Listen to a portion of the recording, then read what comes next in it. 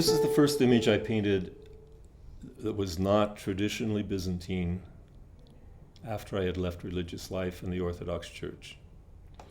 Dorothy Day, one of the great prophetic figures of the Roman Catholic Church in the 20th century, together with Thomas Merton, perhaps the two faces of Catholicism in the 20th century, showing us where we need to go from where we have been.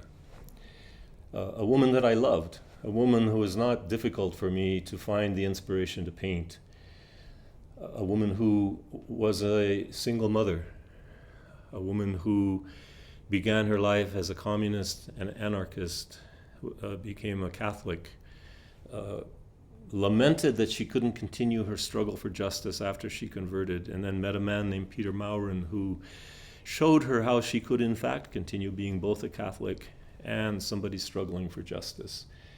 A woman who, with Peter Maurin, opted for true poverty, whose poverty included bed bugs and lice and rats in the Bowery of New York City, who lived with the poorest of the poor, sharing their lives for decades and decades.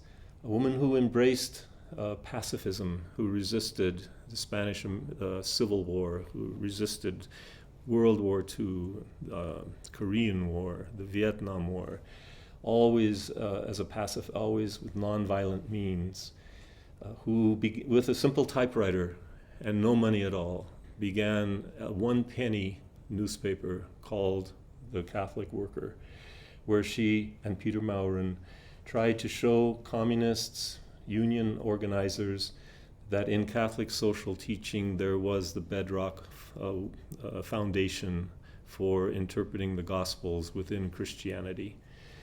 She continued publishing this paper her entire life and writing for it. And so in the icon she holds it, just like a bishop might hold a scroll with his theological statements on it.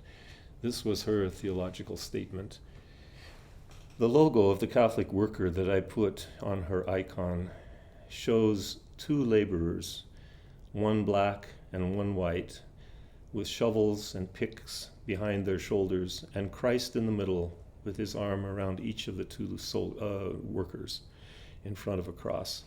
She began as a communist and an anarchist. She took the same ideal that there should be equality among human beings as far as livelihood goes, that there shouldn't be those who have so much that they have more than they can ever use, and others who don't have enough even to support their lives, that there needed to be justice with regard to the distribution of wealth, that a person, a man or a woman, should receive what their work deserves, that black and white should not be held apart by apartheid, by segregation, by whatever you want to call it, that wars should not be waged against enemies of capitalistic powers for the sake of the rich. She once said, "Don't call me a saint," because she felt that people thought of saints as these plaster statues that were so far removed from human experience. She didn't want to be that type of person. And yet she exemplifies what a saint truly is. She, in a sense, like Oscar Romero, redeemed saints for people of our time. In a world grown weary of hypocrisy, of otherworldliness of another century, she shows us that saints are in our midst. When she began her life, she said, "I didn't ask for permission, and I didn't expect any recognition." She just went off and did what she felt was right.